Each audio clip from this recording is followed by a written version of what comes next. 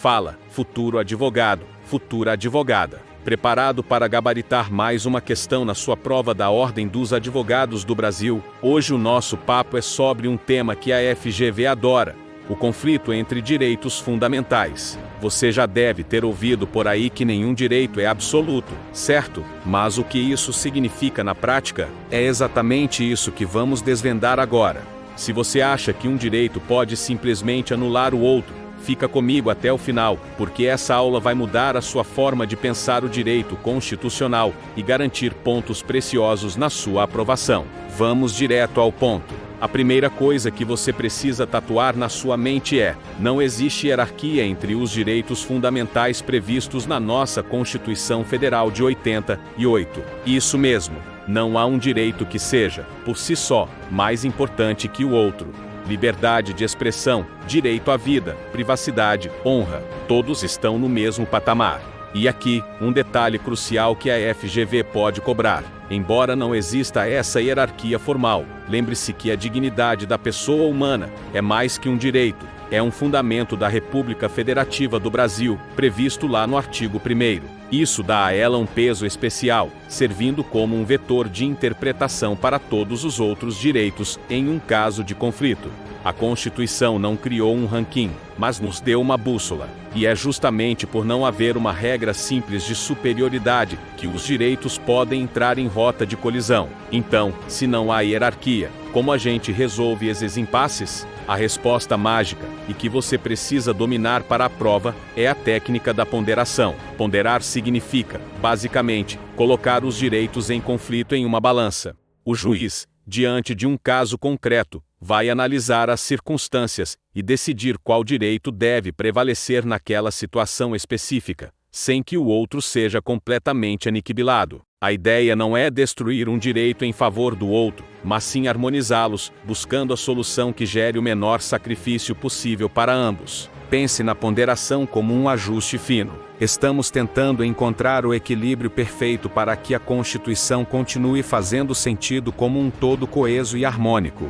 Para fazer essa ponderação de forma técnica e não arbitrária, o Supremo Tribunal Federal e a melhor doutrina utilizam um método importado do direito alemão, o princípio da proporcionalidade. E aqui está o pulo do gato para a sua prova da FGV. O princípio da proporcionalidade se desdobra em um famoso triplo teste. Guarde bem esses nomes: adequação, necessidade e proporcionalidade em sentido estrito. Vamos analisar cada um. Primeiro, a adequação. A medida que restringe um direito é adequada para atingir o objetivo desejado, ou seja, ela serve para proteger o outro direito que está em jogo. Se a resposta for não, a medida já é inconstitucional. Segundo, a necessidade, também chamada de exigibilidade ou princípio da menor ingerência possível. Dentre todas as medidas adequadas disponíveis, a que foi escolhida é a que menos restringe o direito sacrificado. Se existir uma outra forma menos gravosa de resolver o problema, a medida será desnecessária e, portanto, inconstitucional. Por fim, a proporcionalidade em sentido estrito. Aqui é o coração da ponderação. A gente compara o peso dos direitos em conflito. A vantagem obtida com a proteção de um direito compensa a desvantagem causada pela restrição do outro? O benefício alcançado é maior que o dano provocado? É uma análise de custo-benefício.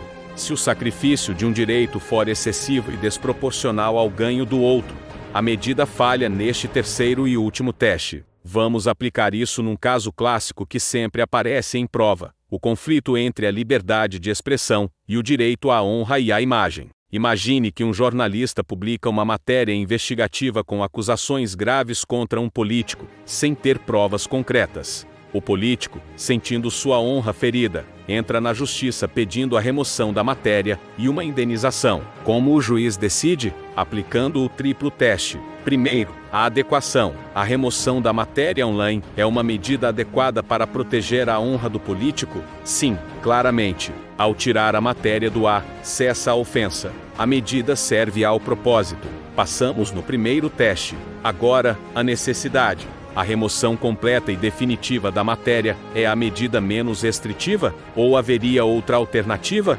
Talvez fosse possível apenas obrigar o jornalista a publicar uma nota de esclarecimento na mesma página, ou permitir o direito de resposta do político com o mesmo destaque. A censura prévia, por exemplo, é vedada pela Constituição. Então, uma ordem judicial para remover todo o conteúdo pode ser considerada uma medida desnecessária se houver alternativas menos drásticas, como a retificação ou o direito de resposta. A análise aqui fica mais delicada.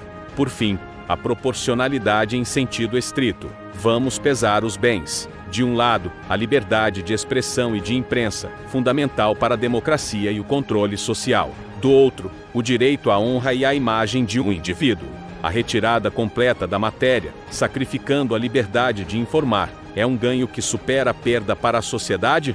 Nesse caso, a jurisprudência do STF tem se consolidado no sentido de que a liberdade de expressão deve prevalecer, em regra, quando se trata de críticas a figuras públicas, mas isso não é um cheque em branco. A solução geralmente não é a censura do conteúdo, mas sim a responsabilização posterior por eventuais danos. Ou seja, o jornalista pode ter que pagar uma indenização se ficar provado que agiu com má-fé ou cometeu abuso, mas a informação, em princípio, deve circular.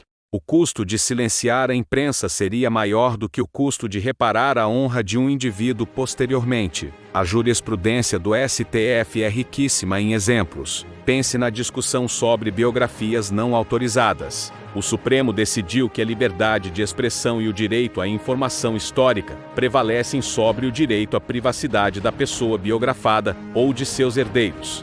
Não é necessária autorização prévia para publicar uma biografia. Eventuais abusos, como a divulgação de mentiras, devem ser resolvidos com indenização, e não com a proibição do livro. Outro exemplo é o direito de greve dos servidores públicos versus a continuidade dos serviços essenciais. O STF pondera esses direitos, estabelecendo percentuais mínimos de funcionamento para não deixar a população desassistida. Percebe o padrão? A solução nunca é um direito ganha e o outro perde.